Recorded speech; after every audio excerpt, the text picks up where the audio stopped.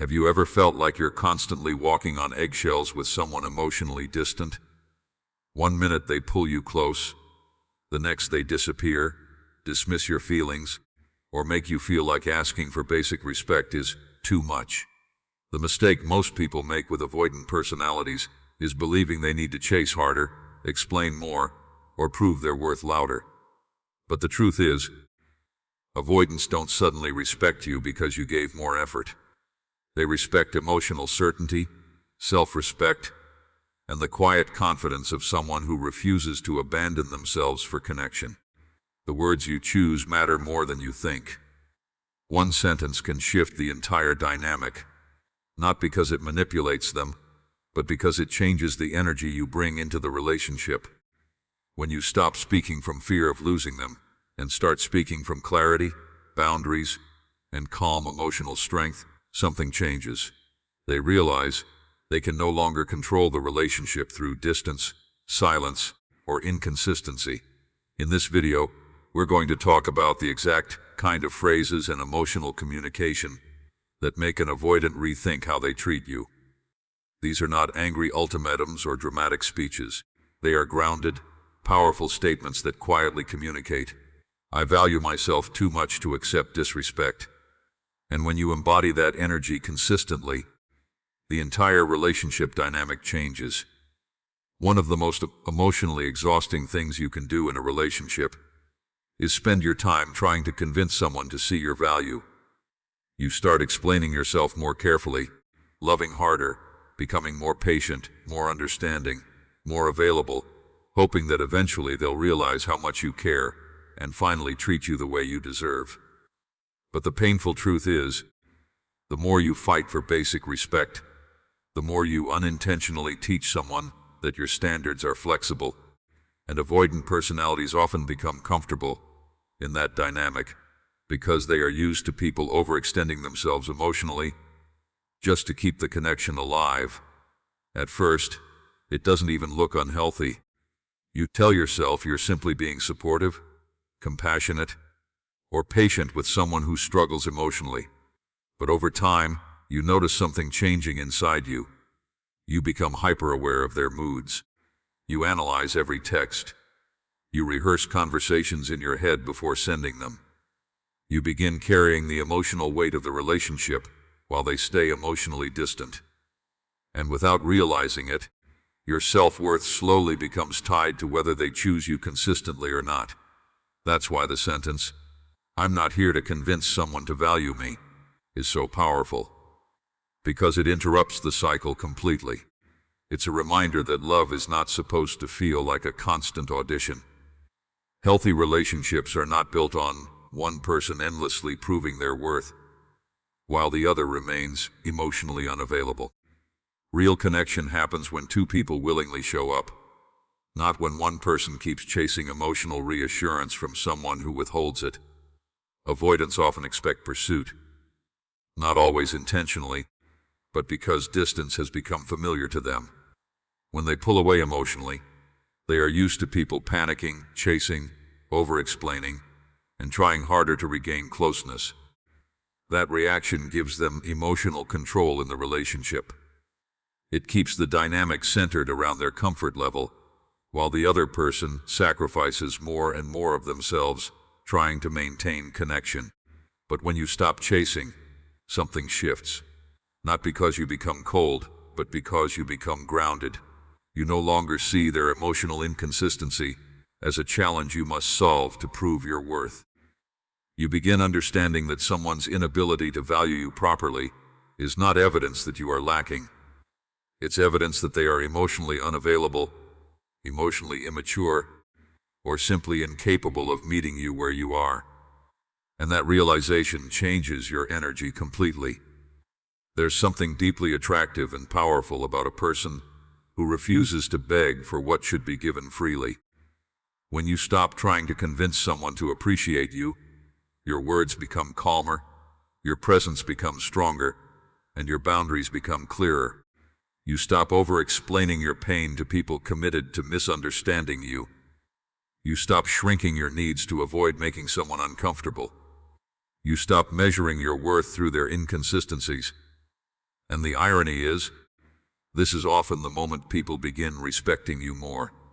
Because respect grows when people realize you respect yourself enough to walk away from emotionally unhealthy dynamics. Avoidants especially notice when someone no longer reacts from fear of abandonment.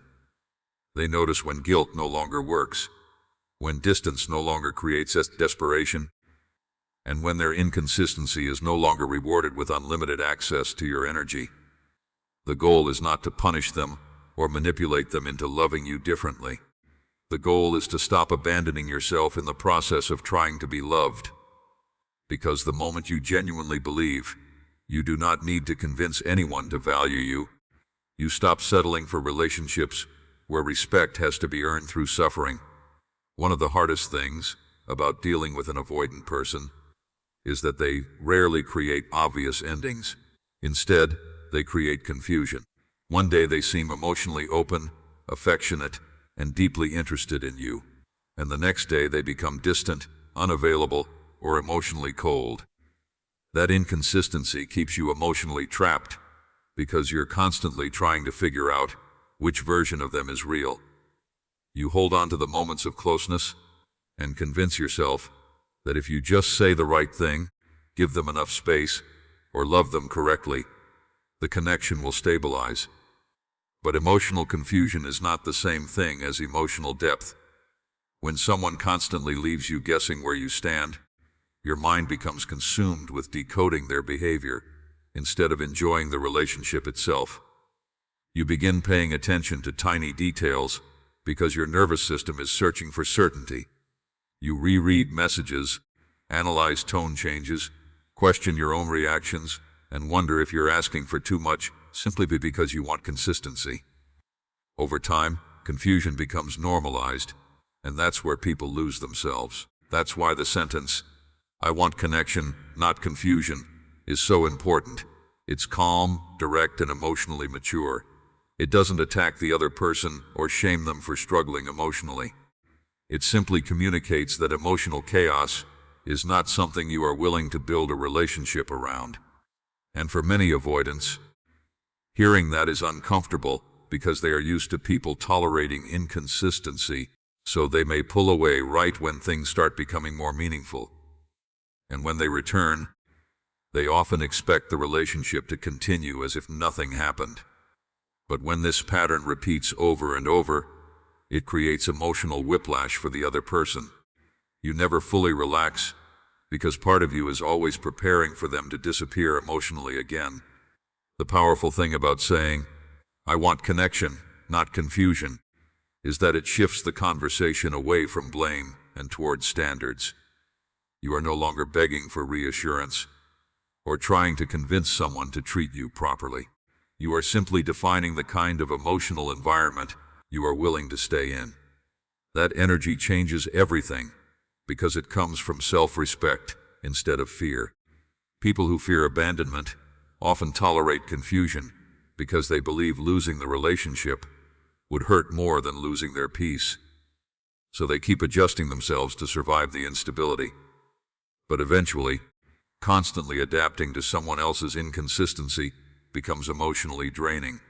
You begin sacrificing your emotional security just to maintain access to someone who refuses to offer clarity. And clarity matters, not because you are needy, but because emotional honesty is one of the foundations of a healthy relationship. Someone who values you should not leave you constantly questioning. Someone is no longer emotionally willing to survive on uncertainty alone. One of the biggest mistakes people make with avoidance is reacting emotionally every time the avoidant pulls away. The moment communication changes, affection decreases, or emotional distance appears, panic takes over. Suddenly, the relationship becomes the center of your emotional world. You start wondering what you did wrong, whether they're losing interest, or how to fix the connection before it completely disappears. And in that anxious state, people often abandon their own dignity just to restore emotional closeness. They send multiple texts, overexplain their feelings, apologize for things they didn't even do, or become overly accommodating because they believe keeping the peace will stop the avoidant from leaving. But what they don't realize is that this reaction gives emotional withdrawal power. The avoidant learns that distance creates pursuit. Every time they pull away, the other person moves closer, works harder, and becomes even more emotionally invested. Over time, this creates an unhealthy imbalance, where one person controls the emotional rhythm of the relationship, while the other constantly adapts to survive it. That's why the energy behind the sentence, "Your distance doesn't intimidate me," is so transformative. It communicates emotional stability instead of emotional panic. It tells the other person that while you care about the relationship, your emotional security no longer collapses every time they become distant. And for avoidance, that changes the dynamic completely, because they are often accustomed to distance creating anxiety and pursuit in other people. This doesn't mean becoming cold, detached, or pretending not to care. It means refusing to let someone else's inconsistency determine your self-worth. There's a difference between loving someone and emotionally depending on their attention to feel okay. Secure people understand that another person's withdrawal is information, not an emergency. They observe behavior instead of immediately chasing after reassurance. Avoidants often pull away because closeness triggers discomfort for them. Intimacy can make them feel emotionally exposed, trapped, or overwhelmed, even if they genuinely care about you. But while understanding their fear can create compassion, it should not force you into emotional chaos every time they retreat. Too many people spend relationships trying to manage another person's emotional limitations while neglecting their own emotional health. When you stop reacting desperately to distance, you reclaim your emotional center. You no longer feel the need to immediately fix the discomfort or force connection. Instead, you allow people to show you who they are through their consistency, effort, and communication. That calmness is powerful because it signals self-respect. It says, "I care about this relationship, but I will not lose myself trying to hold it together alone." And ironically, avoidants often become more curious and attentive when they realize their withdrawal no longer controls you emotionally. Not because you're playing games, but because the old pattern has been interrupted. They expect panic, over-pursuit, and emotional chasing. When they encounter calmness instead, it forces them to face the relationship differently. A lot of people confuse emotional independence with emotional coldness, but they are not the same thing. Emotional independence simply means your peace does not disappear because someone else temporarily withdraws. It means you trust yourself enough to handle uncertainty without collapsing into fear. And that energy naturally changes how people treat you because you stop rewarding emotionally unhealthy behavior with endless access to your time, energy, and reassurance. The truth is, someone creating distance does not automatically mean they are bad or malicious. Sometimes people genuinely need space. But there is a difference between healthy space and repeated emotional avoidance that leaves you feeling neglected and anxious. Learning that difference protects your emotional well-being. The moment you stop being intimidated by someone's distance, you stop becoming controlled by it. And when people realize they can no longer manipulate the relationship through silence, inconsistency, or withdrawal, respect begins to replace the unhealthy dynamic that once existed. One of the most dangerous things that can happen in a relationship with an avoidant person is when empathy starts replacing boundaries. You become so focused on understanding their fears, their childhood wounds, their emotional struggles, or their difficulty with intimacy, that you slowly begin excusing behavior that hurts you. You tell yourself they don't mean it. You convince yourself they're just scared. You become patient beyond what is emotionally healthy, because part of you hopes that if you love them gently enough, they will eventually stop hurting you. But understanding someone's pain does not mean accepting disrespect from them. A lot of emotionally aware people fall into this trap because they genuinely care. They don't want to be harsh, demanding, or insensitive. So instead of holding the other person accountable, they minimize their own hurt. They stay quiet after being dismissed. They accept inconsistent communication. They tolerate cold behavior, emotional withdrawal, broken promises, or invalidation because they believe compassion requires endless tolerance. But compassion without boundaries eventually turns into self-abandonment. That's why the sentence, "I'm willing to listen but I won't accept disrespect," is so powerful. It creates balance. It communicates emotional maturity because it allows room for understanding without sacrificing self-respect. You are not attacking the other person or trying to shame them for their struggles. You are simply making it clear that emotional pain is not an excuse to mistreat people. Avoidants sometimes struggle with emotional closeness. Instead, they tolerate behavior that slowly destroys their confidence and emotional peace. But the truth is, relationships without accountability become emotionally unsafe. When someone learns there are no consequences for dismissive or hurtful behavior, the pattern continues because nothing interrupts it. Calm firmness changes that dynamic. Not anger, not emotional explosions. Calm firmness. There is something deeply powerful about a person who can say, "I understand your feelings, but I also respect myself enough not to tolerate being treated poorly."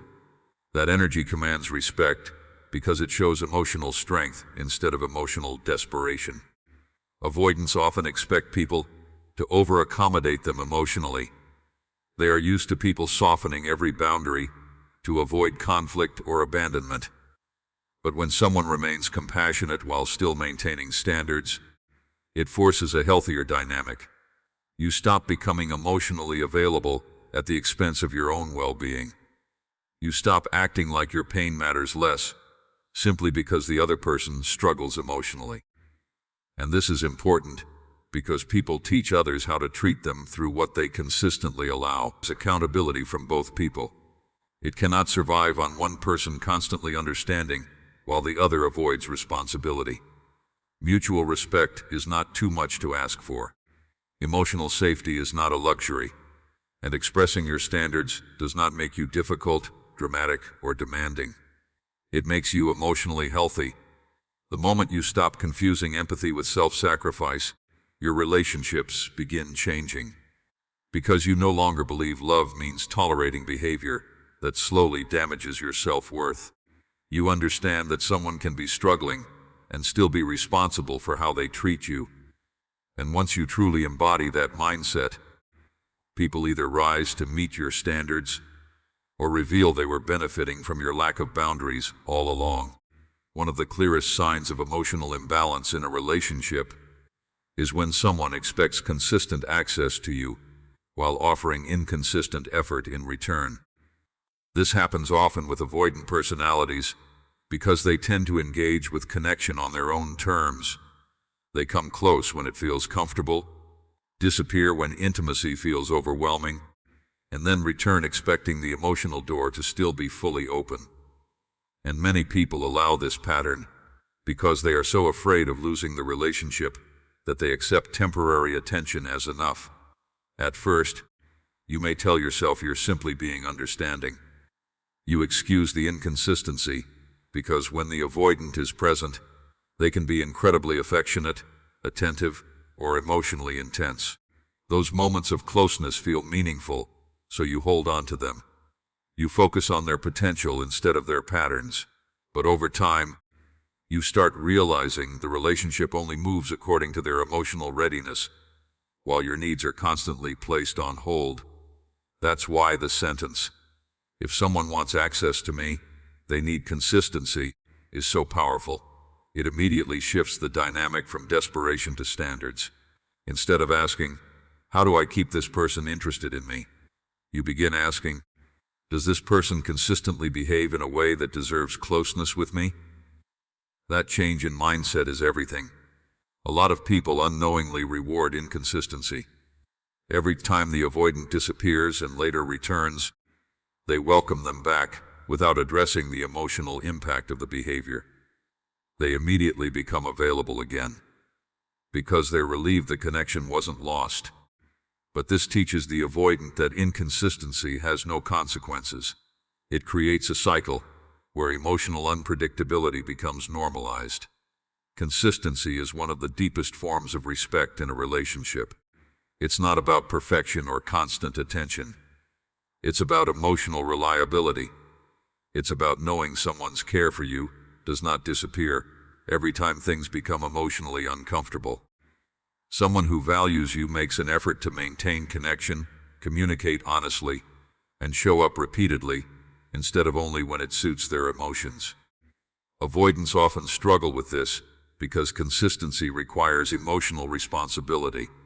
It requires staying emotionally engaged, even when vulnerability feels uncomfortable. And many people become so focused on being chosen by the avoidant that they stop asking whether the relationship itself actually feels emotionally safe and healthy for them. When you begin valuing consistency, your entire perspective changes. You stop being overly impressed by occasional grand gestures, temporary affection, or intense emotional moments that are never sustained. You become more interested in patterns than promises. You pay attention to whether someone's actions create emotional security or emotional confusion. And the truth is, inconsistency can become addictive. The unpredictability creates emotional highs and lows that keep people attached because they are constantly waiting for the next moment of closeness. But emotional instability is not love. It's emotional uncertainty. Healthy relationships should not leave you constantly wondering when the next withdrawal or disappearance will happen. The powerful thing about setting standards around consistency is that it forces clarity. People either step up or they reveal they only wanted access to you without responsibility.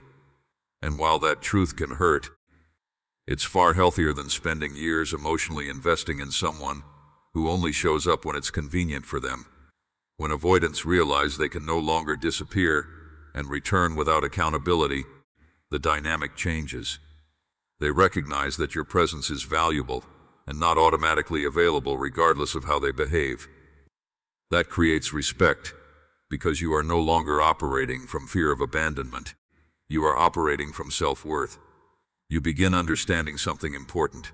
Access to your time, energy, love, and emotional availability is not something everyone automatically deserves.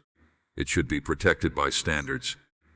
And consistency is one of the most important standards of all because it reveals whether someone is truly capable of building a healthy connection instead of simply enjoying temporary emotional comfort whenever they feel lonely or uncertain. At the center of almost every unhealthy relationship dynamic is one painful fear, the fear of losing the connection. That fear makes people tolerate things they would normally never accept.